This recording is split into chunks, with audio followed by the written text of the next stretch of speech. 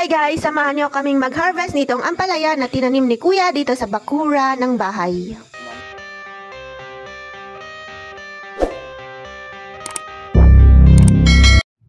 Hi guys! So sa ngayon is magpipitas kami ng mga ampalayang ito kasi mga hinog na yung iba, tas yung iba is uulamin na daw namin, sabi ni Kuya, bago kami bumalik ng city. So ganitong ampalaya yung tinanim ni Kuya, ito yung pabilog and hindi siya yung pahaba.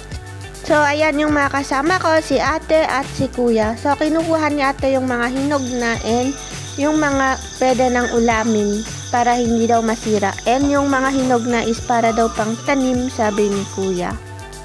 Sabi ko magtanim din siya yung pahaba and sabi niya dadagdagan daw niya to and yung pahaba naman yung itatanim niya. So dahil maliit na part pa lang tong tinaniman ni Kuya is bali pang ulam-ulam na lang nila and hindi pa siya yung tipong pangbenta. Pero sabi niya dadagdagan niya sa susunod para daw pwede na niyang ibenta.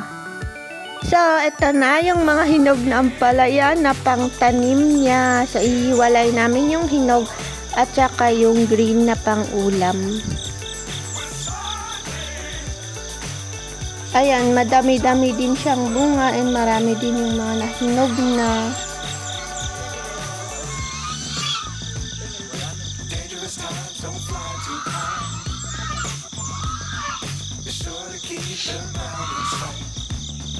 And so, mapapansin nyo guys, yung may mga natali-talian ng plastic dyan, is yan yung mga nakabukod na magagandang klaseng ampalaya na itatanim niya sa susunod. So, ito na yung mga na-harvest namin, ampalayang green, at ito naman yung ampalay orange, which is yung hinog na pang tanim.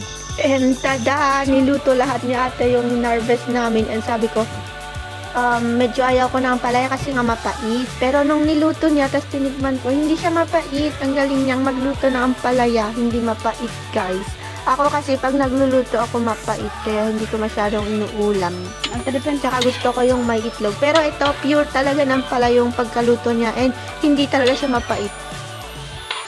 At ayan na nga't kinabukasan, yung leaves naman niya, yung mga pinitas namin, uulamin ulit namin. O diba, dito sa probinsya, libre yung mga ulam, basta masipag lang magtanim ng mga ulam-ulam sa bakuran. So, syempre may makukuha kang ulam. Buti, masipag yung kapatid ko, si Kuya, nagtatanim ng mga ulam-ulam sa bakuran nitong bahay. And sabi niya, dudugtungan pa naman daw niya to, para hindi lang daw pang ulam and pang benta din someday. So, yun. Hanggang dito na lang guys. And thank you so much for watching.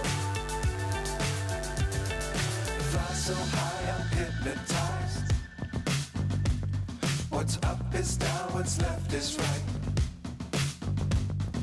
Chasing stars and holding